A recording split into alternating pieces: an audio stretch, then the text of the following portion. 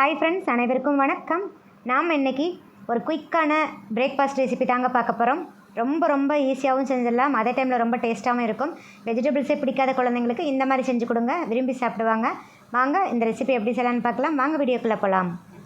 இந்த ரெசிபி செய்கிறதுக்கு தேவையான பொருட்கள்: ஒரு பெரிய சைஸ் பெரிய வெங்காயம், கொஞ்சமாக குடமிளகா, ஒரு கேரட்டு, 2 தக்காளி, மீடியம் சைஸ் தக்காளி, கொத்தமல்லி தலையும் புதினா தலையும் ஒரு கைப்பிடி அளவு, ஒரு துண்டு இஞ்சி குட்டி குட்டியாக கட் பண்ணி வச்சுக்கோங்க. அப்புறம் இட்லி மாவு, உங்களுக்கு தேவையான அளவு இட்லி மாவு எடுத்துக்கோங்க. இப்போ நாம் கட் பண்ணி வச்சுருக்கிற பெரிய சைஸ் பெரிய வெங்காயத்தை இந்த மாதிரி சேர்த்து விட்டுடலாங்க. நான் இன்றைக்கி ஒரு பெரிய குடமிளகாயில் கால்வாசி குடமிளகாய் எடுத்து இந்த மாதிரி குட்டி குட்டியாக ஃபைனாக சாப் பண்ணி வச்சுருக்கேங்க. நெக்ஸ்ட்டு ஒரு பெரிய சைஸ் கேரட் எடுத்து குட்டியாக கட் பண்ணி வச்சுருக்கேன், அதையும் சேர்த்து விட்டுடலாம். உங்கள் ஃபேமிலிக்கு தகுந்த மாதிரி நீங்கள் வெஜிடபிள்ஸோட அளவுகளையும் இன்க்ரீஸ் பண்ணிக்கலாம், அதே மாதிரி தோசை மாவோட அளவுகளையும் இன்க்ரீஸ் பண்ணிக்கலாம். நான் ஒரு பெரிய தக்காளி எடுத்து குட்டியாக கட் பண்ணி வச்சுருக்கேன். நெக்ஸ்ட்டு இஞ்சி, ஒரு துண்டு இஞ்சி எடுத்து குட்டி குட்டியாக கட் பண்ணி வச்சுருக்கேன். புதினா தலையும் கொத்தமல்லி தலையும் தலா ஒரு கைப்பிடி அளவு பொங்க எடுத்து குட்டியாக கட் பண்ணி வச்சுக்கோங்க. நெக்ஸ்ட்டு அது கூடயே கொஞ்சமாக பச்சை மிளகா, அரை பச்சை மிளகாயை இந்த மாதிரி குட்டி குட்டியாக ஃபைனாக சாப் பண்ணி வச்சுருக்கேன், அதையும் சேர்த்து விட்டுருங்க. ஒரு கொத்து கருவேப்பிலையையும் குட்டியாக கட் பண்ணிவிட்டு அதில் சேர்த்து விட்டுருங்க. இப்போ நல்லா மிக்ஸ் பண்ணிக்கோங்க. நான் இன்றைக்கி 2 கப் மாவு எடுத்திருக்கேங்க. நான் உங்கள் ஃபேமிலிக்கு தகுந்த மாதிரி நீங்கள் இட்லி மாவு எடுத்துக்கோங்க. இப்போ வெஜிடபிள்ஸ்லாம் சேர்த்ததுனால மாவு நல்லா கெட்டியாயிடுச்சு. நமக்கு தோசை மாவு பதத்துக்கு மாவு இருந்தால் தான் நல்லா தோசை வார்க்க வரும். இப்போ உப்பு செக் பண்ணிவிட்டு உப்பு ஆட் பண்ணிக்கோங்க. ஏற்கனவே நம்ம மாவில் உப்பு சேர்த்துருப்போம், அதனால் செக் பண்ணிவிட்டு ஆட் பண்ணிக்கோங்க. இப்போ மிக்ஸ் பண்ணிக்கோங்க. பாருங்கள், இப்போ நான் கொஞ்சமாக தண்ணி சேர்த்துக்கிறேங்க. சேர்த்துட்டு நல்ல தோசை மாவு கன்சிஸ்டன்சிக்கு மாவை கொண்டு வந்துட்டேன்.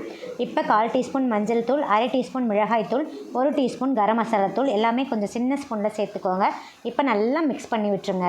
இந்த மசாலா எல்லாம் எல்லா இடத்துக்கும் ஸ்ப்ரெட் ஆகிற அளவுக்கு நல்லா மிக்ஸ் பண்ணி கொடுத்துருங்க. பாருங்கள், இதுதான் கரெக்டான கன்சிஸ்டன்சி. இந்த அளவுக்கு மாவை தோசை மாவு பதத்துக்கு மிக்ஸ் பண்ணிக்கோங்க. இப்போ தோசை தவா எடுத்துக்கோங்க. கொஞ்சமாக 1 டீஸ்பூன் ஆயில் சேர்த்துக்கலாம். இப்போ ஒரு குழிக்கரண்டி மாவு எடுத்து நல்லா இப்படி ஸ்ப்ரெட் பண்ணி விட்டுருங்க. ஸ்ப்ரெட் பண்ணிவிட்டு ஒரு மூடிட்டு மீடியம் ஃப்ளேமில் வச்சுக்கோங்க. மீடியம் ஃப்ளேமில் வச்சுட்டு ஒரு 2 நிமிஷத்துக்கு அப்படியே வெயிட் பண்ணுங்கள். இப்போ ஓப்பன் பண்ணிடலாம். பாருங்கள், நல்லா வெந்துருச்சு. இப்போ திருப்பி போட்டுருங்க. திருப்பி போட்டு ஒரு 2 நிமிஷத்துக்கு மூடிடுங்க. நல்லா இப்படி ப்ரெஸ் பண்ணி கொடுத்துட்டு 2 நிமிஷத்துக்கு மூடிடுங்க. இப்போ ஓப்பன் பண்ணி பார்த்தீங்கன்னா நல்லா வெந்திருக்குங்க. இப்போ திருப்பி போட்டுடலாம். பாருங்கள், சூப்பராக வெந்துருச்சு. இப்போ நெக்ஸ்ட்டு ஆப்பக்கடாய் எடுத்துக்கலாம். 1 டீஸ்பூன் ஆயில் ஊற்றிக்கோங்க. இப்போ ஒரு குழிக்கரண்டி மாவை எடுத்து அப்படியே ஊற்றி விட்டுருங்க. ஊற்றிட்டு மூடி போட்டு க்ளோஸ் பண்ணிவிட்டு ஒரு 3 நிமிஷத்துக்கு லோ டு மீடியம் ஃப்ளேமில் வச்சுட்டு வேக விடுங்க. இப்போ பார்த்தீங்கன்னா ஒரு 3 நிமிஷம் கழித்து ஓப்பன் பண்ணி பாருங்கள். திருப்பி போடுங்க. திருப்பி போட்டுட்டு ஒரு 2 நிமிஷத்துக்கு மூடிடுங்க. ஃப்ளேம் லோலையாக இருக்கட்டும்.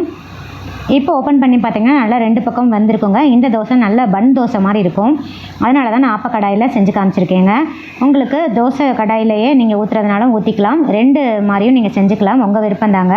ரெண்டுமே நல்லா டேஸ்ட்டாக தான் இருக்கும். அவ்வளோதான். இப்போ நம்ம தான் சர்விங் பவுலுக்கு ட்ரான்ஸ்ஃபர் பண்ணிடலாம்.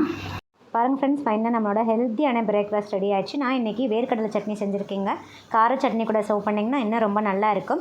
இந்த வீடியோ பிடிச்சிருந்தா லைக், ஷேர், கமெண்ட் பண்ணுங்கள். மறக்காமல் சப்ஸ்கிரைப் பண்ணுங்கள். பக்கத்தில் இருக்கிற பெல் ஐக்கானையும் கிளிக் பண்ண மறந்துடாதீங்க.